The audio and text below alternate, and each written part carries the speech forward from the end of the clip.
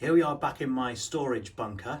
I promised when I did the Ridgeback video that next time I was going to dispense with sentiment and do a restoration on something more historically significant. And I think in terms of historical significance, this is quite special. Now, this is just a clue. The Mountain LX, the almost neon cable housing, the crackle effect paint, what looks like a 6-speed set of cogs there with absolutely no shifting ramps, shows that this is a late 80s bike. Without further ado, here's the reveal. Yes, it is a Muddy Fox. Now, if you are British, then you will probably agree that in the late 80s there was nothing or little that was more iconic than Muddy Fox. There's a fabulous video on YouTube about the history of mountain biking in Britain, and it talks all about the significance of the Muddy Fox brand. The fact is, it's a tragic story. I think it was the stock market crash of '91 that killed this brand. I think their funder collapsed and took them with it. But before that, this is the brand that started it all. This is the brand that certainly made me, as a primary school age kid, want to get into mountain biking. This is the logo that was on the shorts and jerseys of all the hippest riders, those London couriers that were all over the telly and the papers as being the coolest guys on two wheels. This is the logo that was on neon disc wheels. And if you could afford one of these at the time, you really were the Don. Now, the Muddy Fox brand has been bought out of, I guess, bankruptcy by some dreadful supermarket and is now adorning awful bicycle-shaped objects that are certainly not worth the metal they're made of. I don't know which supermarket it is because I've never actually seen them on sale, but I've seen them out on the streets and they're awful. But the original Courier brand went to the grave in the 90s with the original. So if you see a Muddy Fox Courier out and about, you know it's the real deal. And as for this one, it is unmistakable. I mean, little details like the colour matched stem with the cable roller built in. This one's actually not in bad nick. I'm going to do a very quick restoration video on it, but it doesn't need much. Certainly needs a new saddle. If that is original, then it will have been a cost-saving one, because this isn't a top-end Muddy Fox, but that's getting binned and replaced with a turbo, which is exactly what we all would have done back in the day if we could have afforded it. But I mean, look at these really cool 6-speed index shifters. Mountain LX, arguably rarer than the Dior and XT ones that are more likely to have survived. These were, I guess, considered disposable back in the day, but the fact is the quality's great. Chromoly handlebar needs cleaning up. These same Exage brake levers as on my Ridgeback, so obviously some nostalgia there. These grips have gone all hard and shiny over time, so they're going to get snipped off. But otherwise, very little needs doing. No, these are not Tioga Farmer John tyres. I know the pattern is the same. If these were originals, they would be worth a fortune. They are some kind of Cheng Shin, I think, which was the make of tyre that we all actually had when we were kids. Cheap, but pretty much indestructible, so no need to replace them. Plastic coated stamped steel canties, just like on my Ridgeback, but quick release hubs, which the Ridgeback didn't have. This certainly was a cut above my Ridgeback at the time. I believe it's made of, oh yes, it's made out of Tangay, or Tange as we called it back in the day, chromoly. This is Tangay MTB, which is a step up from the Tangay 5 that my Ridgeback is made of. Probably the equivalent to a Reynolds 531 tube set, for all those familiar with the British steel frames. So a little bit lighter than the Ridgeback. Also this wishbone stay design. I don't know exactly what the functional benefits were claimed to be, but it looked cool. And the first time you ever saw it was on the Muddy Fox. What else can we say? Of course, it's got the Biopace elliptical chain rings, which I've talked about many times before. You were very cool if you had these 32 years ago. Sorry, 31 years ago. This is a 1989 model, I believe. Anyway, let's get it, as usual, cleaned off, stripped down, and see what needs doing to it.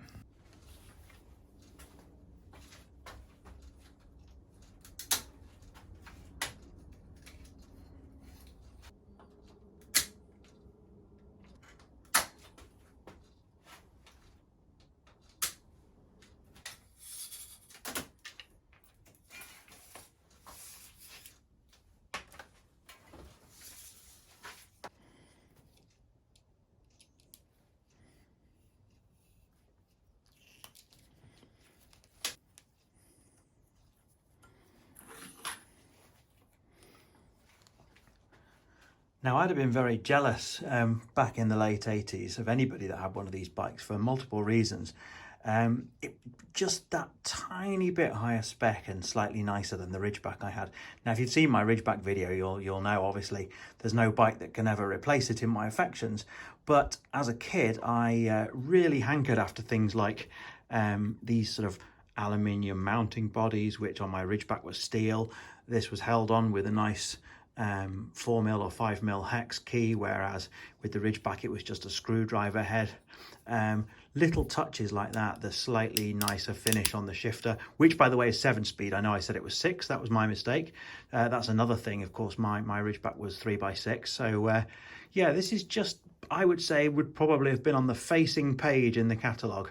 It probably would have been about 40 quid more expensive than the Ridgeback, which to a kid, of course, is everything. This really was a proper sort of competition spec mountain bike of the day.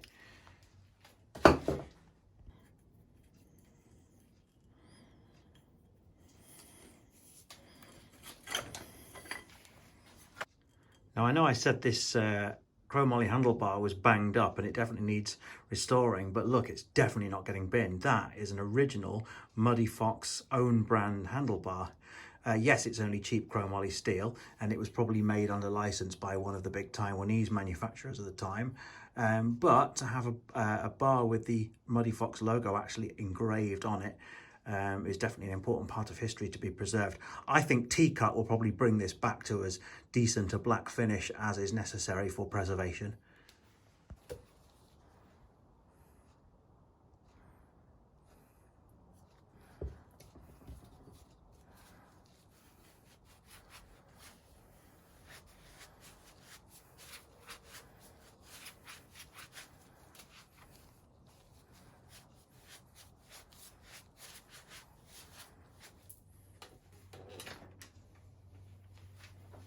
Just like so many of my restoration projects, when you get close up, you can see this stunning crackle paint finish is definitely covered in chips and dings all over, especially down here at the business end. But as always, it's not something I'm worried about because these two magical potions will sort it out.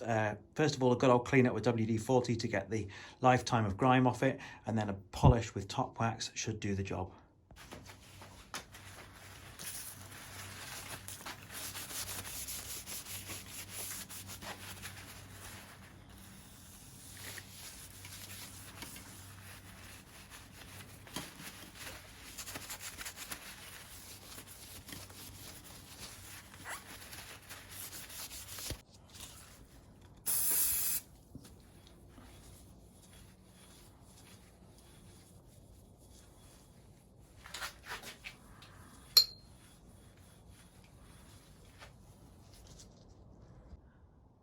Well, all the original cable housings will live to fight another day. And also there's pleasingly little rust on this bike. Seat binder definitely needs looking at, or rather the quick release for it does. Front mech definitely has seen better days, but nothing I can't fix. And a tiny handful of bolts in the customary vinegar bath. But apart from that, rust is not really a problem, which is fantastic going for a 30-year-old steel bike. It's clearly been very well looked after.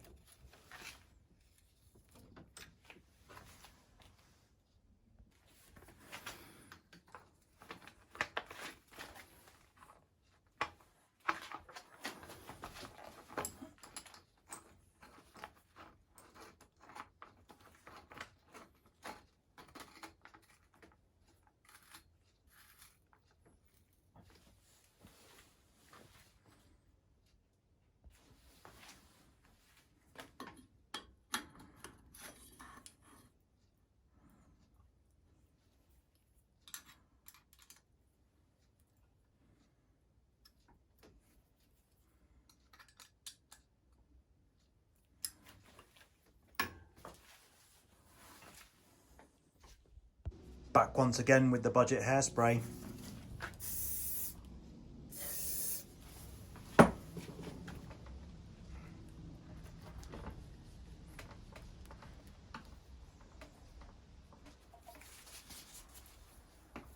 One more tip for handlebar grips, you use a non-marring hammer like this Park Tool one here to just bray out the end.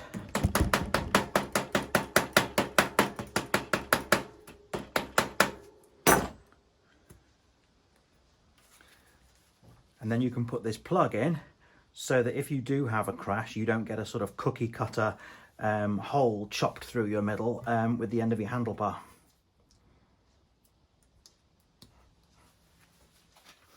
Right, one last pro tip as I cable this thing up ready for the reveal.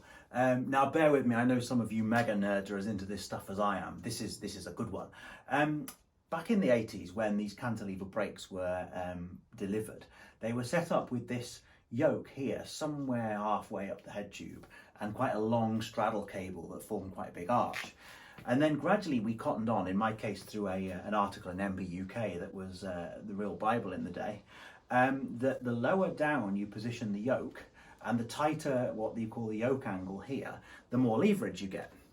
Now, eventually the world cottoned on that there is an optimum yoke angle, and of course not long after this Shimano started supplying fixed length straddle cables, which obviously eliminated this problem. But back in the day there was always some lad at school who had his yoke so low down that it was just skimming the tyre by a nanometer, and of course we all thought that lad was the Mac Daddy because obviously he'd set his brakes up like a pro. The reality is this is, just by eye you can tell, is probably the optimum yoke angle. It's best illustrated by this before and after from another build I did on an 80s bike, which is a brighter colour. So you can see the before where the yoke is somewhere sort of halfway up, and then I lowered it down to tighten up that yoke angle, and you could actually feel how much more powerful the brakes were. And here it is, absolutely stunning. Just like the explosive that I did recently, this actually doesn't belong to me. It belongs to one of my shadowy cartel of reclusive millionaire gentlemen collectors. And for that reason, I haven't taken too many creative liberties with the build. In fact, all I've actually done in terms of upgrades is put a nickel chain on it, which is one of my signature touches, some yellow grips because I can never resist, and of course a turbo, which is what we would have done in '89 anyway, is to get rid of that cheap plastic saddle. If it were mine, the next thing I would probably drop some serious money on is some bear trap pedals. These are the originals, but on everything but top of the range bikes, money was always saved by putting cheap plastic pedals on. That said, these are solid and they spin beautifully. So, as the collector in question has said to me, why bin them? I certainly haven't messed around with the beautiful crackle paint finish. I've just given it a lovely polish and it's come up absolutely stunning. Haven't messed around with any of the decals and graphics. So it's very faithful to the 1989 spec. And with that, I am very much looking forward to handing it over. So as always, thanks very much for watching. Please keep your stories and suggestions coming in. I love hearing your ideas on what bikes you might like to see me dissect next. While we're in COVID survival mode, and obviously the outdoor adventures are rather off the cards, I'm a prisoner in this workshop, so any ideas, always welcome. See you again soon.